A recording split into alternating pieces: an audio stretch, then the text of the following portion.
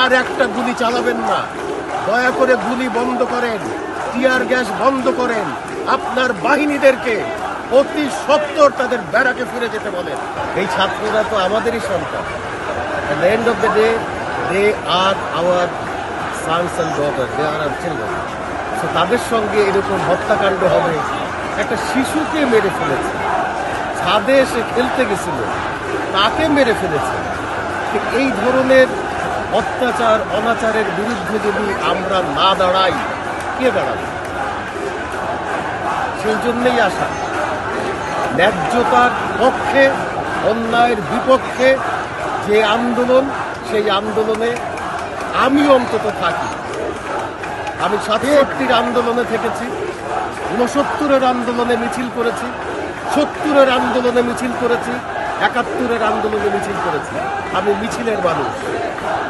আজকে আমার বয়স হয়েছে বলে আমি মিছিলে যেতে পারি না, কিন্তু আমার মন পড়ে থাকে ন্যায্যতার পক্ষে অন্যায়ের বিপক্ষের যে কোনো আন্দোলন, সেই জন্য আমি ছুটে এসেছি।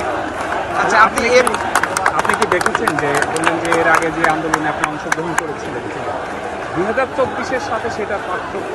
অনেক পার্থক্য, অনেক পার্থক্য।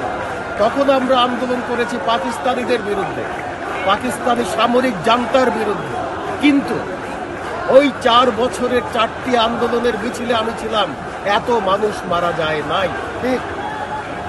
অথচ দুঃখজনক হলেও সত্যি, আমার স্বাধীন বাংলাদেশে আমারই বুকের রক্ত ঝরে, আমার সন্তানের বুকের রক্ত ঝরে, আমার শিশু মারা যায়।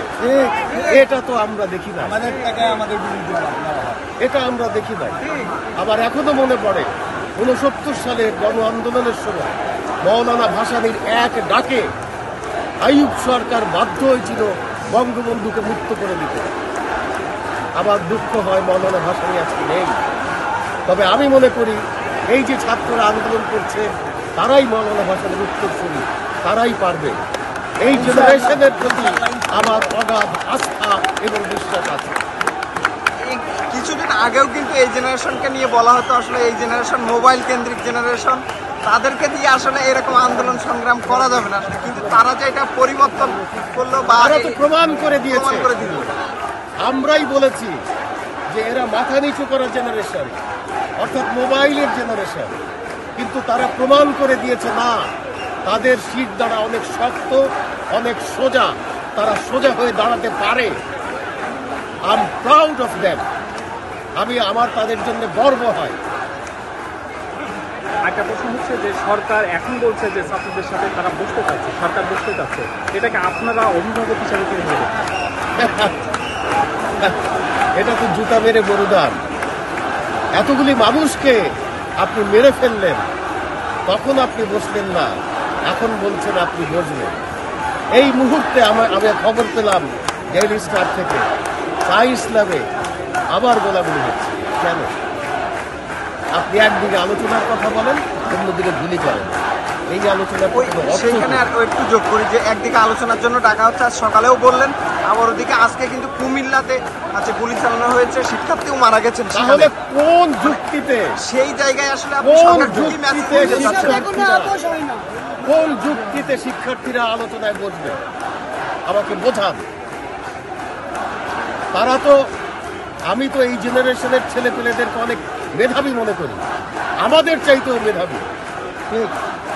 কারণ ওরা জন্ম থেকেই কম্পিউটার দেখেছে, আমি কম্পিউটার দেখেছি অনেক পরে। আমাদের সময়গুলো তারা পার করে আসে নাই, তো সেই অভিজ্ঞতা তো তাদের আগে থেকেই হয়েছে, এটাই আমি মনে করি। ওরা আধুনিকতার সঙ্গে জন্ম হয়েছে তাদের, সুতরাং আধুনিকতার সাথে তাল মিলিয়ে চলা তাদের জন্য কঠিন না, আমাদের জন্য কঠিন। এক্ষেত্রে দেশের সাধারণের প্রতি আপনার মেসেজ কি থাকবে? দেশের সাধারণ সাথে সাথে সরকারের প্রতি আসলে কোনো মেসেজ থাকবে? দেশের সাধারণ মানুষের প্রতি আমার মেসেজ থাকবে, আপনারা এই অন্যায়ের প্রতিবাদ করেন, এই হত্যার প্রতিবাদ করেন, এই হত্যার বিচার চান, যে বিচার হতে হবে আন্তর্জাতিকভাবে এবং বিদেশি আন্তর্জাতিকভাবে বিচার হতে হবে। দেশি বিচার দিয়ে আমাদের আস্থা নাই।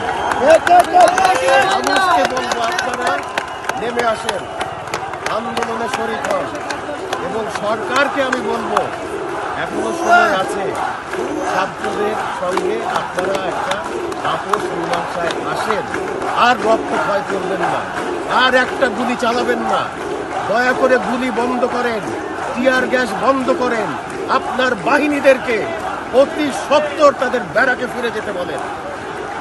এটাই থাকবে আমার কাছে।